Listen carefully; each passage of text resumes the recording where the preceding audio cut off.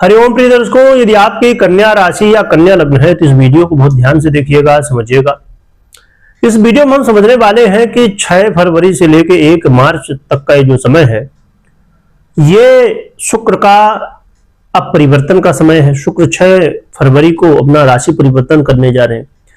इस परिवर्तन से शुक्र आपको करोड़पति बनाएंगे या रोड़पति बनाएंगे, क्या बनाएंगे ये जानेंगे। यानी कि शुक्र आपको लाभ देने वाले हैं या नुकसान देने वाले हैं, क्या कैसे देंगे प्रभाव। और शुक्र देखिए, शुक्र का राशि परिवर्तन तो 6 फरवरी को होने जा रहा है।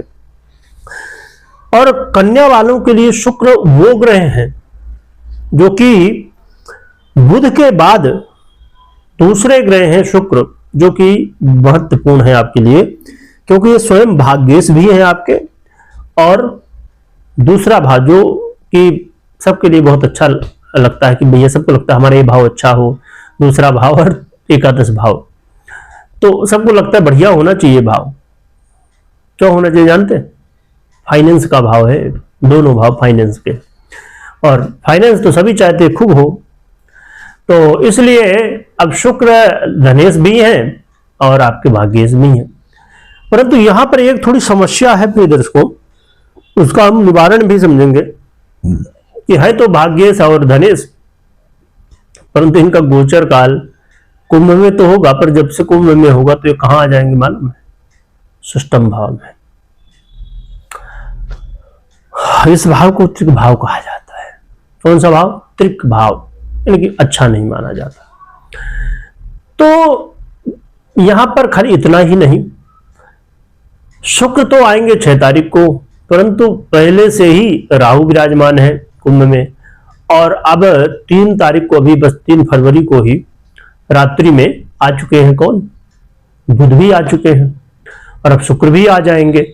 तो यहां पर और भी बहुत सारे ग्रह आगे आने वाले। तो यह स्थिति ये है कि भैया सब ग्रह तो इधर ही आ गए त्रिक भाव में। यहां पर एक चीज आगे हम समझेंगे, उपाय के रूप में भी जानेंगे। समय है, देखिए समय परिवर्तित होता है, कभी भी बहुत निराश नहीं होना चाहिए या बहुत खुश नहीं होना चाहिए। समय है, कभी अच्छा आएगा तो कभी बुरा आएगा, स्वाभाविक रूप से। तो शुक्र क्या फल देंगे इस चीज को समझते हैं। शुक्र का एक गोचर काल प्रिय दर्शकों, कई बार आपको ऐसा महसूस इस समय हो सकता है कि आप मेहनत तो खूब कर रहे हैं, भैया जी जान लगा रहे हैं काम में, पर काम ही नहीं हो पा रहा है। ऐसा लगता है कि समय का साथ ही नहीं मिल रहा है, ऐसा लगता है कि भैया कोई गड़बड़ कर रहा है, या कुछ ना कुछ ऐसी चीजें मन में आएंगी। कुछ ऐसे गुप्त शत्रु आपके इस समय एक्टिव हो सकते हैं जो कि लगेगा कि बहुत हितैषी हैं आपके, लगेगा कि अरे भैया इनसे अच्छा आपका अच्छा चाहने वाला कोई है नहीं, वही अंदर अंदर अपनी प्लानिंग कर रहे होंगे। इसलिए आपके जो रहस्य हैं, जो बातें हैं, या कोई भी स्थिति परिस्थिति है, अच्छा है या बुरा है, बहुत आप सुखी हैं या बहुत दुखी हैं, या किसी तरह की भी बात हो, अपने तक ही रखिए। दूसरों को शेयर करने का मतलब है वो कब वो आपके ऊपर ही उसी कमजोरी का प्रयोग कर दे, ये पता नहीं। तो गुप्त शत्रु भी इसमें एक्टिव हो जाएंगे। यहां पर एक चीज बहुत अच्छी होगी कि गुप्त शत्रु भले एक्टिव हो जाए, पर आपका आत्मविश्वास बहुत मजबूत होने वाला है। आप कहेंगे कि भैया कुछ भी हो, कोई भी आ जाए, हम सब देख लेंगे। यानी कि आपका आत्मविश्वास बहुत मजबूत होगा। ये बहुत बड़ी बात होती है, क्योंकि जिसका आत्मविश्वास मजबूत है उसको कोई नहीं हरा सकता। कहते हैं ना कि मन के हारे हार है, मन के जीते जीत। तो मन के हारे हार है, मन के जीते जीत। तो भैया जीत यदि मन में है कि हम अपना कर्म करेंगे और आगे बढ़ेंगे, तो फिर सब कुछ पीछे हो जाएगा। शुक्र इस समय आपका परीक्षण करने के लिए आ रहे हैं, ना कि आपको समस्याओं को देने वाले हैं। शुक्र चाहते हैं कि आप कितना आत्मविश्वास के साथ कर्म करना चाहते हैं, कितनी मेहनत करना चाहते हैं, वो देखना चाहते हैं शुक्र। साथ में ये जैसे मैंने कहा कि धनेश भी है, तो कई बार आपको लाभ भी देंगे, परंतु वो लाभ बहुत मेहनत के बाद मिलेगा, संघर्ष के बाद मिलेगा।